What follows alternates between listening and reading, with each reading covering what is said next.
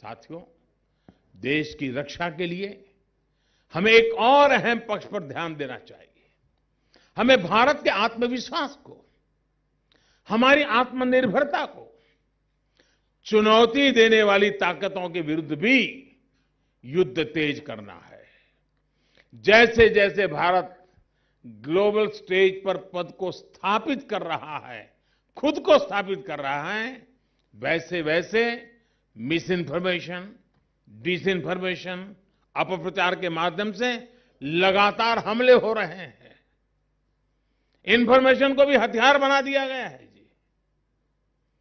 खुद पर भरोसा रखते हुए भारत के हितों को हानि पहुंचाने वाली ताकतें, चाहे देश में हो या फिर विदेश में, उनकी हर कोशिश को नाकाम करना है। राष्ट्र रक्षा अब सिर्फ सीमाओं तक सीमित नहीं है, बल्कि बहुत व्यापक है। इसलिए हर नागरिक को इसके लिए जागरूक करना ही उतना ही आवश्यक है। राष्ट्रयाम जागरयाम वयम, ये उद्घोष हमारे यहां जन जन तक पहुंचे, ये भी आवश्यक है। जैसे आत्मनिर्भर भारत के लिए हम whole of the government approach के साथ आगे बढ़ रहे हैं, वैसे ही राष्ट्र रक्षा के लिए भी whole of the nation approach समय की मांग है। भारत के कोटि कोटि जनों की यही सामूहिक राष्ट्र चेतना ही सुरक्षा और समृद्धि का सशक्त आधार है। साथियों, 21वीं सदी में सेना की आधुनिकता, रक्षा के साजो सामान में आत्मनिर्भरता के साथ ही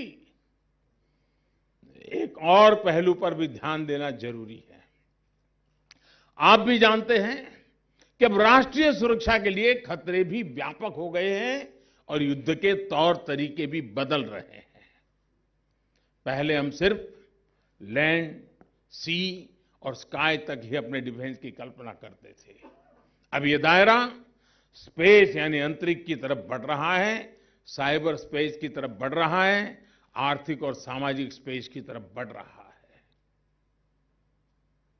आज हर प्रकार की व्यवस्था को वेपन में कन्वर्ट किया जा रहा है। अगर रेयर अर्थ होगी, उसको वेपन में कन्वर्ट करो। क्रूड ऑयल है, वेपन में कन्वर्ट करो। यानी पूरा विश्व का नजरिया, तौर तरीके बदल रहे हैं। अब सामने सामने की लड़ाई से अधिक लड़ाई अदृश्य हो रही है, अधिक घातक हो रही है।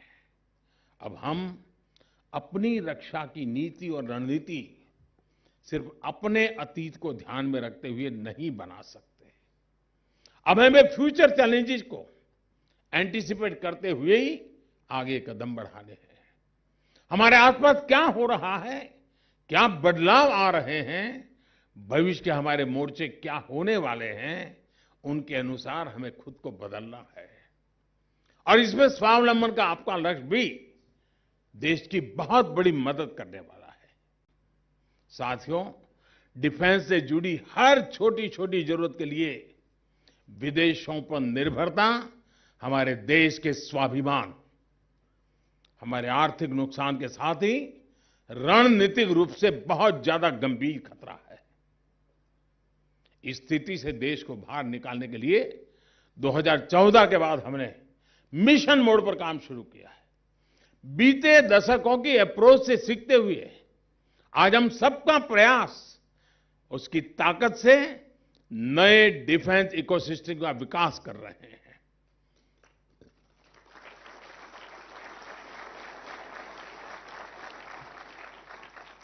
आज डिफेंस R&D को प्राइवेट सेक्टर, एकेडेमिया, एमएसएमईज और स्टार्टअप्स के लिए खोल दिया गया है। अपनी पब्लिक सेक्टर डिफेंस कंपनियों को हमने अलग अलग सेक्टर में संगठित कर उन्हें एक नई ताकत दी है। आज हम ये सुनिश्चित कर रहे हैं कि आईआईटी जैसे अपने प्रीमियर इंस्टीट्यूशन को भी हम डिफेंस रिसर्च और इनोवेशन से कैसे जोड़ें।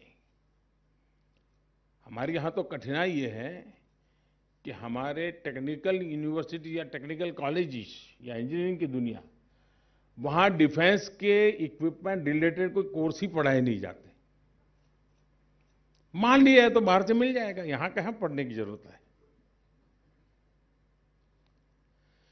यानी ये हमारी पूरी यानी एक दायरा ही बदल चुका था जी।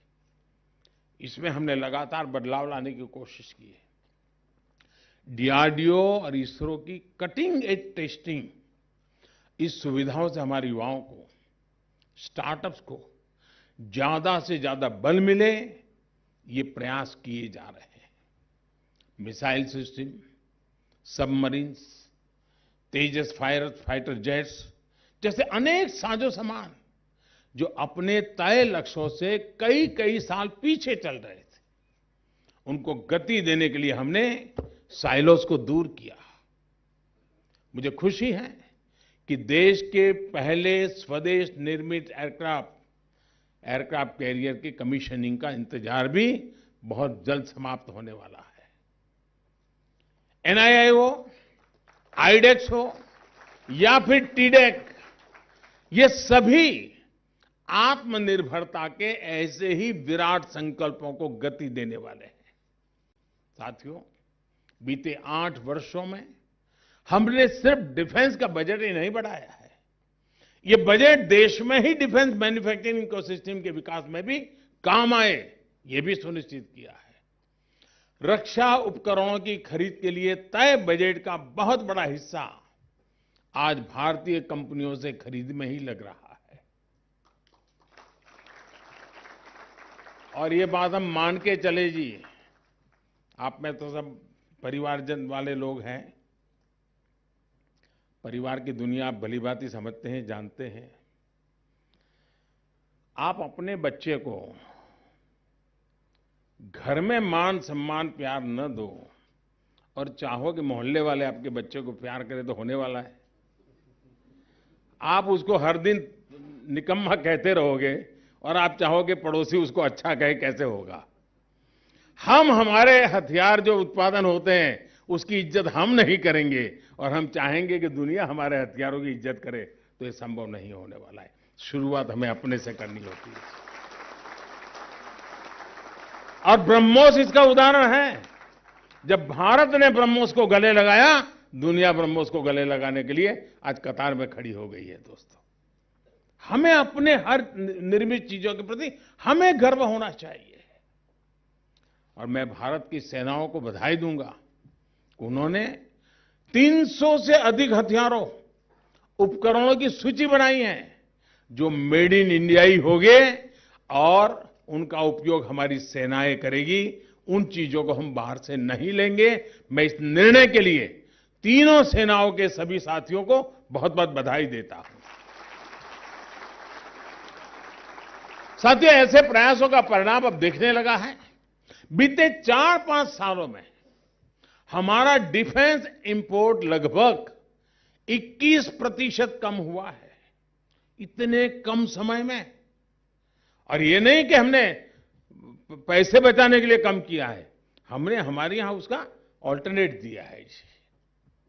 आज हम सबसे बड़े डिफेंस इंपोर्टर के बजाय एक बड़े एक्सपोर्टर की तरह तेजी से आगे बढ़ रहे हैं।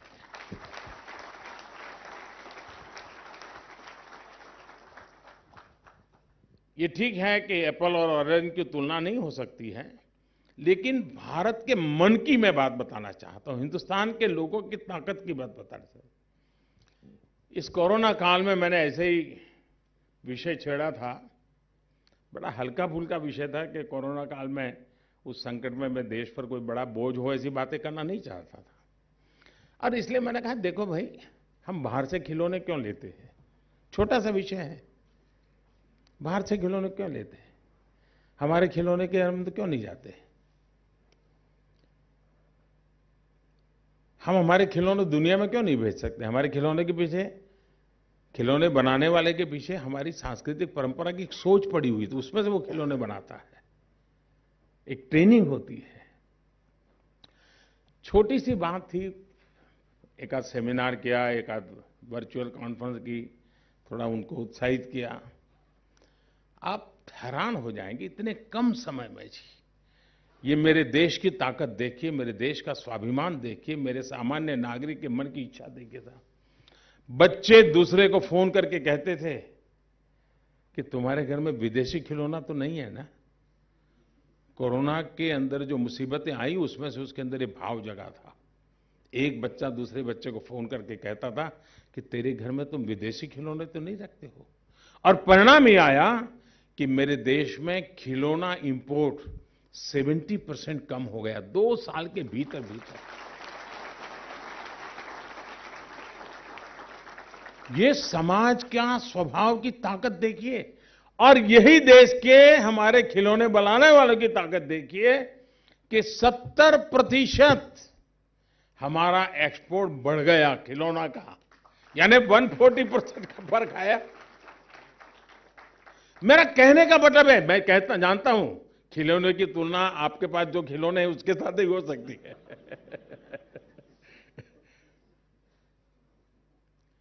इसलिए मैंने कहा एप्पल और ऑरेंज की तुलना नहीं होती। मैं तुलना कर रहा हूं भारत के सामान्य मानवी के मन की ताकत, और वो ताकत खिलौने वाले को काम आ सकती है, वो ताकत मेरे देश के सैन्य शक्ति को भी काम आ सकती है। ये भरोसा मेरे देशवासियों पर होना चाहिए। पिछले 8 वर्षों में हमारा डिफेंस एक्सपोर्ट 7 गुना बढ़ा है। अभी कुछ समय पहले ही हर देशवासी गर्व से भर उठा जब उसे पता चला कि पिछले साल हमारे 13,000 करोड़ रुपयों का डिफेंस एक्सपोर्ट किया है। 13,000 करोड़ रुपीस, और इसमें भी 70% हिस्सेदारी हमारे प्राइवेट सेक्टर की है।